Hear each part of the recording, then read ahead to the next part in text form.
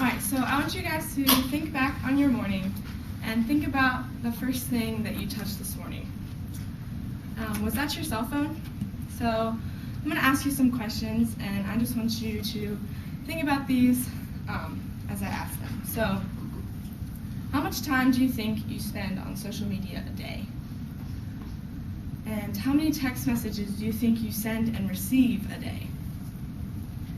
How many times do you think you actually post on these social media apps?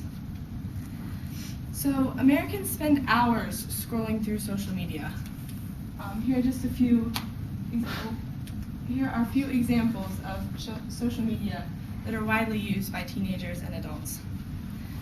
According to Pew Research, which is a nonpartisan American center that provides information on social issues, roughly 8 in 10 Snapchat users ages 18 to 29 say they use the app every day, including 68% who say they do multiple times a day. Similarly, 76% of Instagram users in this age group visit the site on a daily basis, with 60% reporting they do several times per day. We post heavily edited pictures on Snapchat or on Instagram to get the most likes. We edit our face on Snapchat for people to slide up, and we make our bio on Instagram and Facebook say things that we want people to see. Does all this internet attention make us feel good?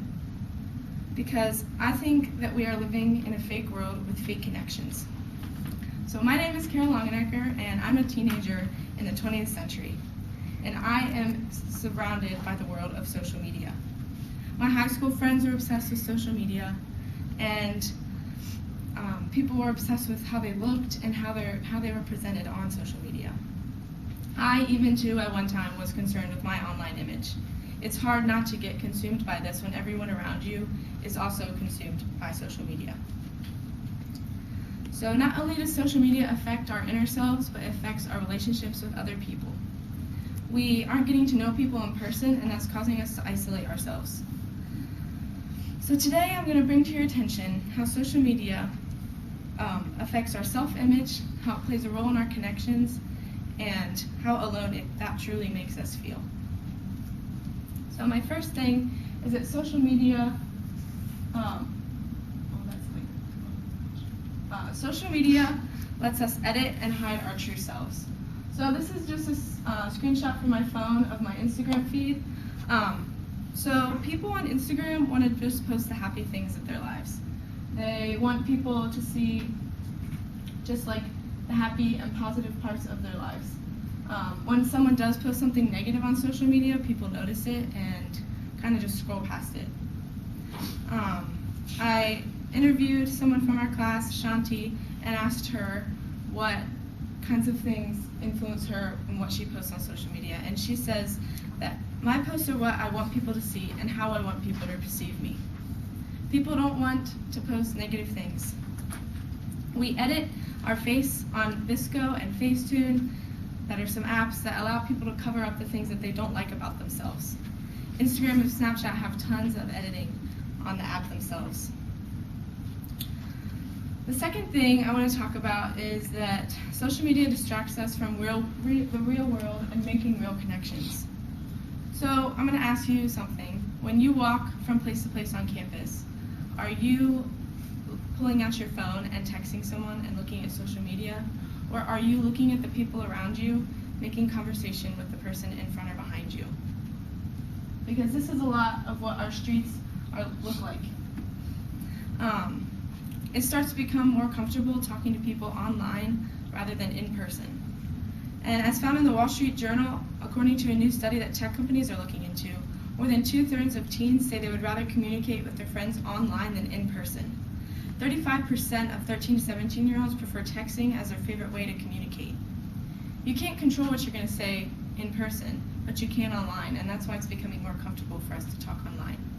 As Pew Research found in their studies, 72% of teens say they often or sometimes check for messages or notifications as soon as they wake up, while roughly 4 in 10 say they feel anxious when they do not have their cell phone with them. And the third thing I want to talk about is that social media causes isolation and loneliness. So when someone logs into social media, They might see their friends out doing something without them, and it might cause them to feel jealous or left out. This is another screenshot from my phone. The Snap Map is something that is widely used, and you can literally see where your friends are, where people are, like everywhere. And this can cause feelings of isolation and loneliness. People also start to compare themselves with others on social media, like girls especially compare themselves with girls that are prettier, richer, more famous, and that causes us to actually, some people, to be depressed. The Child Mind Institute, an independent national profit dedicated to helping lives of children and families struggling with mental health, found that some experts see the rise in depression as evidence that the connections social media use form electronically are less emotionally satisfying, leaving them socially isolated. So social media is affecting our happiness and can really lead to depression.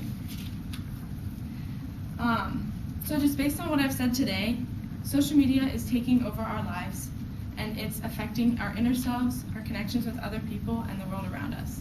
And as technology is expanding in the world today, social media is only going to get bigger and grow. So I'm going to leave you with a quote from Sherry Turkle in her TED Talk about technology. Human relationships are rich, and they're messy, and they're demanding, and we clean them up with technology. And when we do, one of the things that can happen is that we sacrifice conversation for mere connection. We shortchange ourselves, and over time we seem to forget this, or we seem to stop caring. Thank you.